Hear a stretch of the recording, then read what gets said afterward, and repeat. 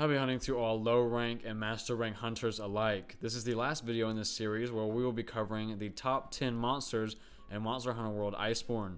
However, if you've been counting, you've noticed that there are 5 monsters missing.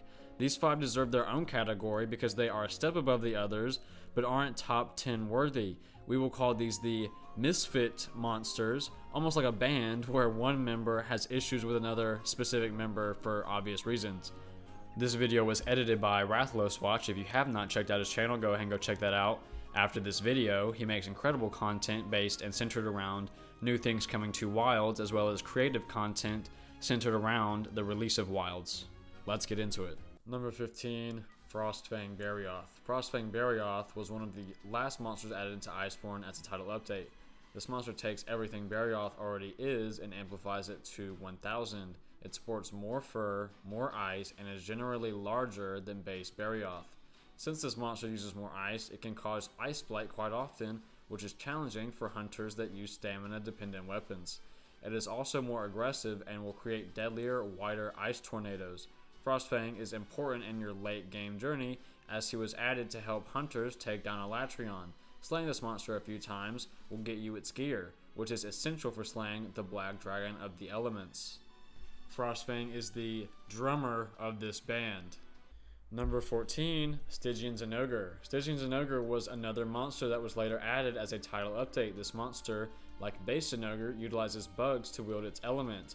For Stygian Zinogre, these are Dracophage bugs. The edgy color scheme of Stygian Zinogre makes him the perfect candidate for our band. Stygian Zinogre also has a moveset that is somewhat different from base Zinogre, and more like Kirin in my opinion. For one, whenever Stygian Zinogre finishes its 3 flip body slams, it will spiral toward you as draconic energy courses around it. Speaking of this, it uses the power over the dragon element a good bit more than Zinogre uses its power over the thunder element. Stygian Zinogre is the bass player of this band. Number 13, Kirin. Kirin is the most majestic monster in the band and arguably the most popular, which another monster hates about it. It has a beautiful mane of hair and a horn that protrudes from its head, making it a unicorn. Kirin wields the elements of thunder to a degree that very few monsters do. This is because it is an elder dragon. Kirin calls down lightning from the skies, making you rethink where you're standing on the battlefield. It is also quick and agile since it is one of the smallest monsters in the game. If you are not careful, this monster will absolutely cart you. Kirin is the singer of this band. Number 12, Savage Deviljho. The angry pickle gets even angrier, now wielding the dragon element to a degree above base Deviljho. It is hungrier and deadlier as well. Its color scheme changes a small bit and the dragon element pours out from its body when enraged. Savage Pickle has a bad habit of forcing himself into fights he does not belong in, and then proceeds to follow you across the map forever. If you think you're getting away from him, go ahead and rethink that because this dude can jump an insane distance. Savage Pickle can easily cart even the most experienced hunters on a bad day. Savage Deviljho is the rhythm guitarist of this band. Number 11, Furious Rajang. Just like Savage Deviljho, this monkey is even angrier than its base form. A Furious Rajang is basically a Rajang that had its tail broken, so anytime you fail a Rajang quest, but manage to break its tail, just know you left a Furious Rajang around for another hunter to clean up. Furious Rajang takes its fight even further beyond, being constantly stuck in Super Saiyan mode. It has some new attacks like its multiple lines of thunder that shoot to the ground. It also goes beyond enraged, getting even madder somehow. He can also lift entire chunks of earth from the ground. Furious Rajang is the lead guitarist of this band. Number 10, Gold Rathian. Gold Rathian is kicking off this list in style, being one of the most stunning monsters in the game. Its glimmering golden scales make it an easy choice for one of the more visually appealing monsters, and its bright blue and purple flames only add to its charm. Gold Rathian and Silver Rathalos were added into Iceborne for the anniversary of the Monster Hunter franchise. Gold Wrath is extremely deadly if you aren't careful. Its poison is much deadlier than the other Rathians, and its fire will melt anything it engulfs. Number 9, Silver Rathalos. Silver Rathalos is the apex of its species, being the deadliest Rathalos there is. It too is covered in metal, making it hit much harder. Its flames, like Gold Rathian, glow blue and purple instead of the orange like its lesser forms. I find that Silver Rathalos is harder to deal with than Gold Rathian, since it stays in the air for longer periods of time, raining down fireballs from above. Coming in at number 8, we have Velkhana. Velkhana was the flagship monster for Iceborne. It has full control over the ice element, which makes it extremely dangerous, especially in its arc-tempered form, which even the greatest hunters cart to. Although this monster is deadly, it is also stunning to look at. Its crescent on its snout is a prominent feature of Velkhana. Its color scheme is also beautiful, looking like it was carved out of ice itself. Let's talk about its fight though. It uses its tail like a fencing sword to stab at hunters, shoots beams of ice, and can even create walls of ice from thin air. Any ice attacks this monster hits you with will inflict ice blight. I mentioned earlier its arc-tempered form. Arc-tempered Velkhana will one-shot you, so slipping up even once will result in a one-way ticket back to Seliana. Number 7. Ruiner Nergigante. Ruiner Nergigante is base Nergigante on steroids.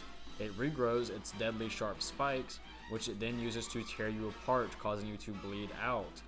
Its design has some notable differences. For one, it is a slightly darker shade of color and is glossier than the original Nergigante. As I just mentioned, it is also covered in spikes that regrow. It also has some notable fight differences, the main one being its ability to shoot these spikes from its body at you. This usually causes the bleeding status effect.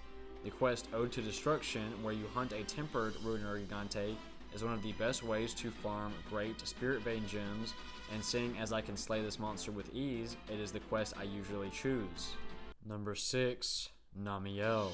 Namielle is my favorite design monster in Monster Hunter Iceborne. It has full control over the element of water, which it uses to deadly effect. However, it does not stop at just water. Namielle is notorious for covering the entire battlefield in water and then using its control over thunder to electrocute anything touching said water. Its design is absolutely stunning. It's my favorite in the whole game. It's the most unique as well.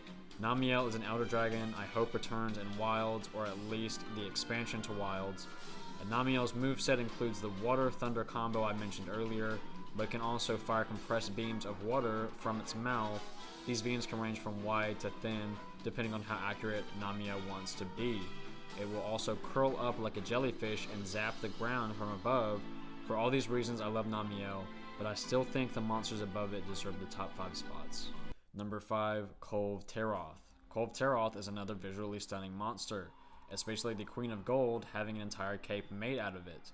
When you get to the final stage of this fight, you can destroy this cape, revealing the slender body of Kulve Taroth. In world, you could not kill this monster and instead had to destroy its 2 horns. This would cause her to flee, leaving you behind with a huge pile of gold, which you could then trade in for Zinni. In Iceborne, you are finally able to slay her. Kulve Taroth wields the elements of fire, and in its final stage, it will burn the entire ceiling made of gold. This causes molten gold to fall onto the hunter, which is a spectacle masterpiece. Kulve Taroth can also burn the ground, which deals a lot of damage if you are not careful. Number 4, Rajang Brachydios. Rajang Brachydios is such a fantastic monster for being the only monster in the top 5 without its own designated arena.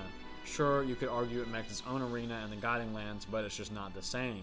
If it had its own standalone arena, it would probably rank higher on this list. However, the 3 dragons above it beat it out for this exact reason. Rajang Brachydios is far superior to base Brachydios in almost every category. Its color scheme is darker and more menacing. Its slime explodes sooner and is deadlier. It's quicker and larger. The list goes on and on. When you reach the final stage of this fight, you will find yourself trapped in a slimy arena with Rajang Brachy, meaning one of you has to die before the other one can leave.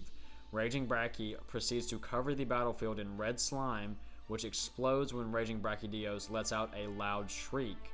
Words cannot explain how badass you feel after defeating this monster for the first time. However, you will have to fight it a significant amount of times after this, as immortal reactors are essential to a lot of builds in Iceborne. At number 3, we have the king of all elements, the black dragon of fire, ice, thunder, and dragon, the avatar of Monster Hunter. Alatreon is a black dragon. This category includes Alatreon, Fatalis, and Dire Moralis. Alatreon is arguably the weakest of the three, but this is still a feat beyond any regular monster. Even other Elder Dragons quake under the might of the Black Dragon family. Alatreon is visually stunning, taking on the effect of whichever element it wields at the time. It also sports 2 horns or crescents on its head, which add to its style. Its fight is notoriously hard and forced a lot of backlash when this monster first released. This backlash originated from one specific move, Eschaton Judgment. When this monster came out, you had to deal a certain amount of elemental damage to it. If you did not, you got insta-carded and there was nothing you could do about it. This is why it is essential to bring elemental weapons to this fight, which I love because raw damage builds get too much attention in Iceborne. Alatreon will switch from element to element, only wielding one at a time. Its most deadly, in my opinion, is the ice element, as again, it causes Ice Blight, which causes stamina-dependent builds to suffer. Alatreon was beautifully designed in all aspects, but 2 monsters stand above it, and you know who they are. Coming in at rank 2, we have the original Black Dragon, the monster above all, the Bane of Shrade and the King of all Flame, Fatalis. Fatalis is without a doubt one of the best monsters in Iceborne in all categories, and to a lot of people he is undoubtedly the best. However, to me, these last 3 or even these last 5 can be interchangeable to some degree. Fatalis, like I mentioned, belongs to the Black Dragon family, which is the strongest class of Elder Dragons in the Monster Hunter universe, and Fatalis is the strongest in that categorization. This monster fight is definitely something to behold. Its fire is all-encompassing, melting through steel like it's candle wax, which is what you'd expect from the King of Fire himself. Fatalis' fight is arguably the hardest in the game, but a lot of players try to debate that because they want to seem cool and act like they didn't encart 1,000 times to this guy before they slayed it. Fatalis has many attacks that will one-shot you if you're not careful. The most notable of these is its Cone of Fire. If you find yourself caught in this attack and you don't have a pillar or a shield to hide behind, you are absolutely fucked, no questions asked. Fatalis also has many fire beam attacks as well as molten ground attacks that have a delayed reaction. Fatalis was a perfect choice for the end of Iceborne and brought so much value to a game that was already loaded with it. Coming in at number 1, most of you already know who it is. It's the Red Dragon, the Absorber of Energy, the eldest form of Zinogre, and the successor and rival to Fatalis himself, Safi'jiiva. These last 2 could truly go either way, but I have to give it to Safi'jiiva because of how original and impressive it is. For one, its concept of being an older and more mature version of Zinogre was not something I expected, but still love wholeheartedly.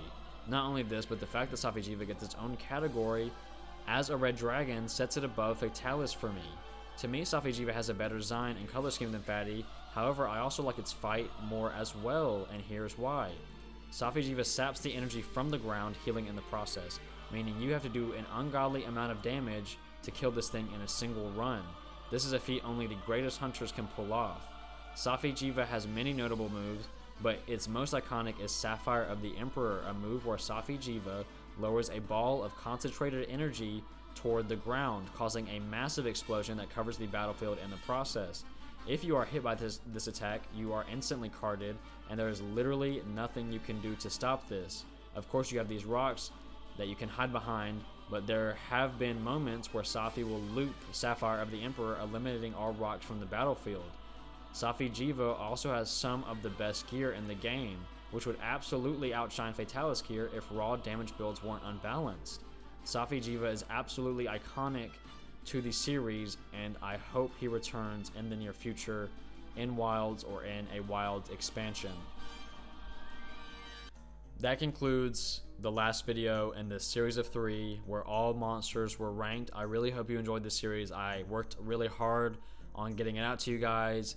I know that in the first video I was saying right a lot. I got told by my editor, Rathalos Watch. He was like, dude, you're saying right way too much. But anyway, if you enjoyed these, please hit the like, subscribe button, and make sure to comment in the comments below. If you disagree with any of these, I mean, feel free to voice your opinion. You know, everyone has their different opinions.